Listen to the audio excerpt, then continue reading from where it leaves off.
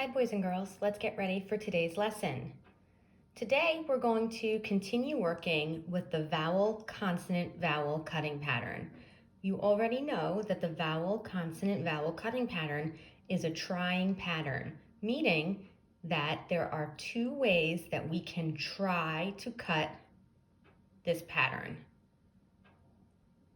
What is the first way we try to cut the vowel, consonant, vowel cutting pattern? We first try after the first vowel. If we go through our steps of cutting after the first vowel and it doesn't sound like a word we know, what can we try? If it does not sound like a word we know after we first try after the first vowel, we can try the second way that we divide the vowel, consonant, vowel cutting pattern. What's the second way we can try cutting the VCV cutting pattern? We can try cutting after the consonant. So let's take a look at a few examples. When we come to a word with more than one talking vowel, the first thing we do is identify our vowels and swoop between them to find the consonants. We do this to find the cutting pattern, and our cutting pattern for this word is vowel, consonant, vowel. What's the first way that we divide the VCV cutting pattern? We first try after the first vowel. So I'm going to try right here after the A, our first vowel. Now we divide the word and we take a look at our vowels and identify the syllable types. Now, what syllable type do we have for our first syllable? We can use the 7 to help us. I see that there is nothing after the A. And when we check our 7, we find that if there is nothing closing in the vowel, it is an open syllable. What does A say in an open syllable? A in an open syllable says its long name A, so this syllable would say ray. Now let's check the position of our vowel in the second syllable. I have my vowel closed in by the SH, so this is a closed syllable. If we check our 7, what does a vowel say in a closed syllable? In a closed syllable, the vowel makes its short sound. So in this closed syllable, I will say dish, ray, dish, radish. Now, to me, that doesn't sound like a word I know. So I first cut after the first vowel, and it does not make sense to me. What can I try now? I can try cutting after the consonant. So vowel, consonant, cut. Again, I'm going to check the position of my vowel in the first syllable. When I cut after the first consonant, this A is now closed in by the D, making it a closed syllable. What does A say in a closed syllable? A says ah in a closed syllable, making this first syllable rad. The second syllable is still closed, ish, rad, ish, radish. Now that sounds like a word I know. So this word gets divided after the consonant, and the word is radish. Let's try another one.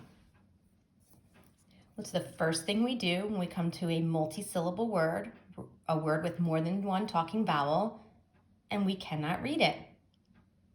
We find our vowels and swoop between them, pulling down the consonants so that we can find the cutting pattern. And I notice that we have the vowel, consonant, vowel cutting pattern again.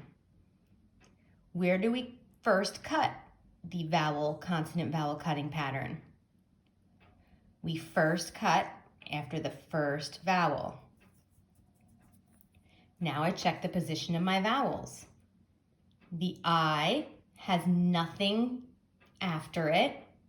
So what kind of syllable type is this? Check your 7 if you're not sure.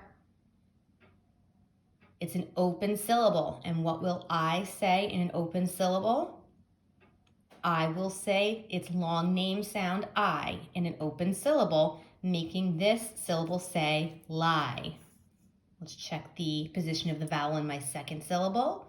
The A is closed in by the C, making this a closed syllable. What will A say in a closed syllable? A says ah in a closed syllable. Lack, lie, lack, lilac. Now that sounds like a word I know, but it might not sound like a word you know, so you may want to try cutting after the consonant. If I were to cut after the consonant, this syllable type is closed. So this would say lil, ack, lilac. So, I'm trying to figure out if this word is lilac or is it lilac. Now it's possible that you've never heard of a lilac or a lilac. So this is where you need to go back to the sentence or the story that you're reading and see what makes sense. I will tell you that this word is lilac, and a lilac is a kind of flower.